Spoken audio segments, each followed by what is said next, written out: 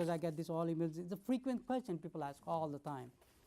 And any other question about the Aqidah? Any other question about the fundamentals of Islam and anything you don't understand something from the basic, like a shirk, kufr, and the bid'ah, because I'm going to be talking about a bid'ah, because the bid'ah is something like the worst disease. That's like a hidden stab of a shaitan, hidden stab. People even don't know that, they keep continue doing that. So I'm going to talk about that. That's basically what... I don't hear you. Yeah. What you're speaking about is basically what I've been seeing since I've been practicing Islam, is people into the language without being into the spirit of representing the deen. Like you're saying, a lot of people get shaitan come in and split. My point to come here was to make sure, because what I'm teaching you, what I'm telling you, this is a pure. Yeah. This is a pure. Right. Because a la ilaha, there is no ilah, he's 100%. Because you probably have seen people who are even saying a la ilaha illallah Muhammad Rasulullah, but still they are relying on some other things. Yeah. Like they have maybe what do you call that? They wear on the neck, they wear something here. Yeah. Some of them wear rings. Yeah. They rely on different things. So that faith is not pure. So we have to totally rely on the column actually, la ilaha. That's what it means. We fully 100% believe on Allah, and there is no God except one God. And we promise Allah that we will follow the Muhammad sallallahu alaihi wasallam. Now in the second part, I'm going to talk about more about that. Okay. Anybody has a question about shirk, kufr, or the bid'ah? Yeah. Anything? You want to come here, say something, a few words, anyone? Basically, what you're saying is that if we following our Sheikh and you want to come here? Connecting it with what Prophet Muhammad... Come here. That's why I don't want you to eat the food, man. That's the reason I ask you not to eat the food. Oh, no. Food don't bother. You got diabetics. They got to eat. All right. What's the question? Assalamu alaikum. Alaikum. What I was saying, yeah, speak loud. was that if a person is believing or practicing this according to a sheikh from a particular school, and they not looking at the other schools of thought, or the... Like example, That's like false worship. Like what school? Like Shafi or Saeed Muslim, any one of those particular methods. They is that proper Islam, or is it proper, like you said, to look at the whole picture? Okay, I'm going to explain something. Was like it was. There are, you probably know that, as you mentioned about the Jafriya. Yeah. Right? There's not only Jafriya. I'm sure many of you know that, especially this brother is from Pakistan. He probably knows like how many sects we have in Pakistan. Okay. Lot of them. Lot of them, like divisions. Yeah. Everyone following their own scholars. Right. You know that, right? Okay. They have the elders, they start following that. Yeah, that's not, but they are not on the right path. That's right. Because when you label here something, right? Yeah. You're telling yourself you belong to here. Yeah. And if I say I do not belong to no one except La ilaha illallah Muhammad Rasulullah, right, that means I'm following the proper teaching. But if I say, okay, wait, I am following, this scholar was passed away like 100 years ago, and he started some new teachings, and I'm following that teaching, was very perfect, you're away. Now let me give you an ayah in the Quran. There's a beautiful ayah. Let's say in Surah Al Imran, take a seat, brother. And let's say in chapter 3, in verse number 103, it says, وَاعْتَصِمُوا بِحَبْلِ اللَّهِ جَمِيعًا وَلَا تَفَرَّقُوا. That's what it keeps saying. Allah is repeated that like 3 times in the Quran. And also it says in Surah Al-Imran, Al-In'am, and the verse number is 153. And that's a beautiful verse. I like it.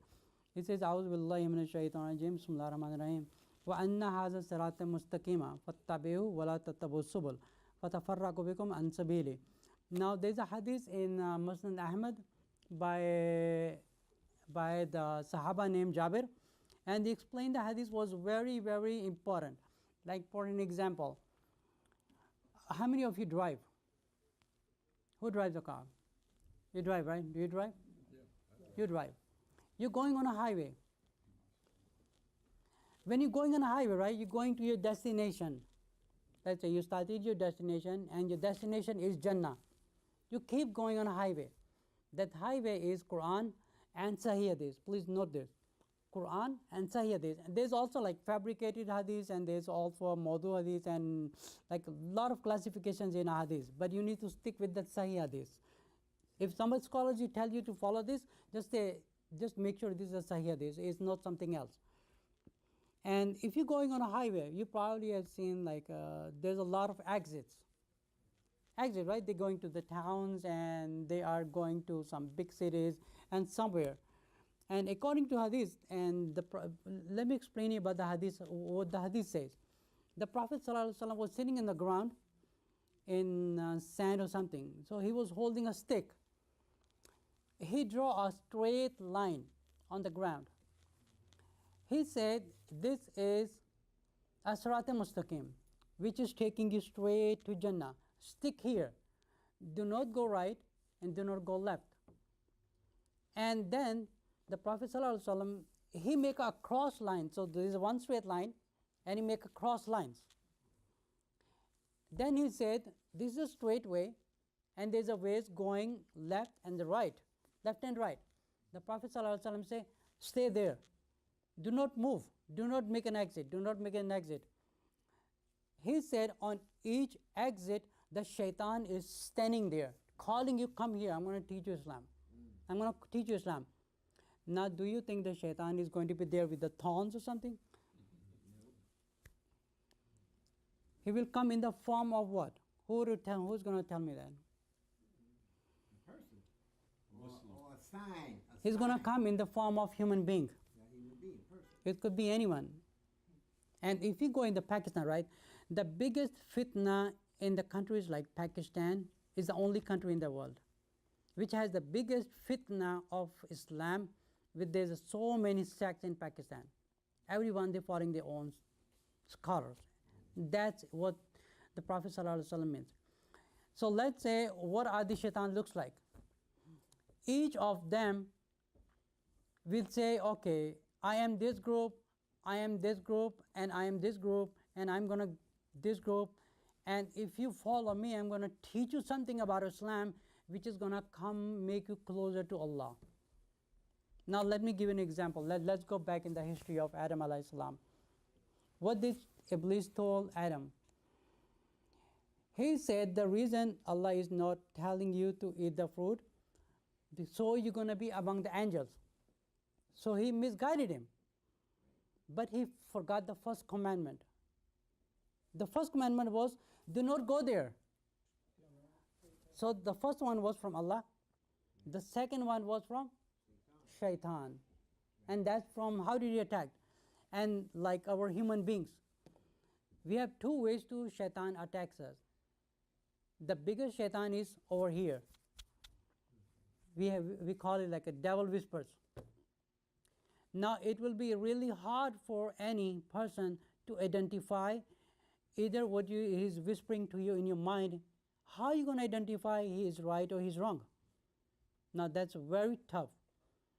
That's very tough. It's not for a common Muslim to understand if he's wrong or right, unless he has very too much taqwa and he has too much knowledge about Islam. And that's the only person who's going to survive, very lightly. But still, if you read in well, let me continue with the hadith first. So on all this exit, you will find a shaitan there. Scholar A, scholar B, scholar C, scholar C. You probably have seen that they're the biggest scholars and they have a big beards and they have big turbans, like all of them different faces. What are these people doing? There's like thousands of people following one person. You probably have seen a lot of videos on YouTube, like people are kissing their hands and they're going on their feet and doing this. So all of them are misguided. So this is how Shaitan deceives people, misguide them. Okay. Similarly, we have to stick what we are doing. if some scholar come to you, let me teach you, then you come with me and we're going to spend few days and this and that. If you ask me what I'm teaching you, I'm not teaching you something new. I'm teaching you what Quran and Sayyidis teach you. That's what I'm teaching you. I don't have any other book except the Quran. If somebody doesn't have a Quran in his hand, he's teaching you something else, forget it. He's misguiding, and he's misguiding other people also. Do not follow him. Do not even do that. You can pick up some good things he's teaching you, just pick up that and leave the other things. But do not follow what he's teaching you. But usually, your own nafs, you know nafs, right?